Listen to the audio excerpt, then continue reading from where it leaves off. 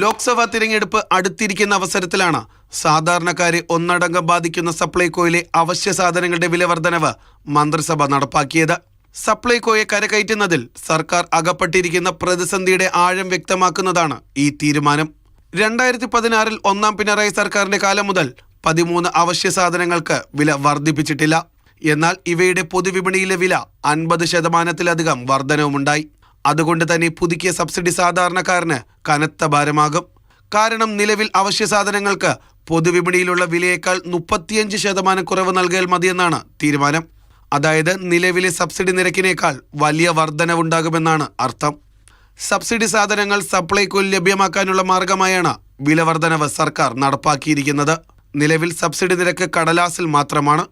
കാരണം കഴിഞ്ഞ ഓഗസ്റ്റ് മുതൽ സപ്ലൈകോയിൽ 13 അവശ്യ സാധനങ്ങൾ വാങ്ങാൻ കിട്ടാറില്ല. 2016 മുതലുള്ള സബ്സിഡി കുടിശ്ശികയായ 2000 കോടി രൂപ സപ്ലൈകോയ്ക്ക് നൽകിയിട്ടില്ല. അതിനാൽ അവശ്യ സാധനങ്ങൾ വാങ്ങാൻ കഴിയാതായ സപ്ലൈകോ സബ്സിഡി ഉൽപ്പന്നങ്ങൾ അധികവും നൽകുന്നുമില്ല. നിലവിലുള്ള വില കൂട്ടിയിട്ടാണെങ്കിലും ജനങ്ങൾക്ക് ഇവ ലഭ്യമാക്കുക എന്ന തന്ത്രമാണ് സർക്കാർ പ്രയോഗിക്കുന്നത്. ഇതിലൂടെ പൊതുവിപണിയേക്കാൾ കുറഞ്ഞ വിലയ്ക്ക് 13 അവശ്യ സാധനങ്ങൾ ലഭ്യമാക്കി വിപണി ഇടപെടൽ വീണ്ടും സാധ്യമാക്കാൻ കഴിയുമെന്ന പ്രതീക്ഷയിലാണ് സർക്കാർ. എന്തായാലും ജനങ്ങൾക്ക് സർക്കാർ വക ഒരു വലിയ ഭാരം കൂടി ചുമത്തിയിരിക്കുകയാണ്. മാതൃഭൂമി ന്യൂസ്, തിരുവനന്തപുരം.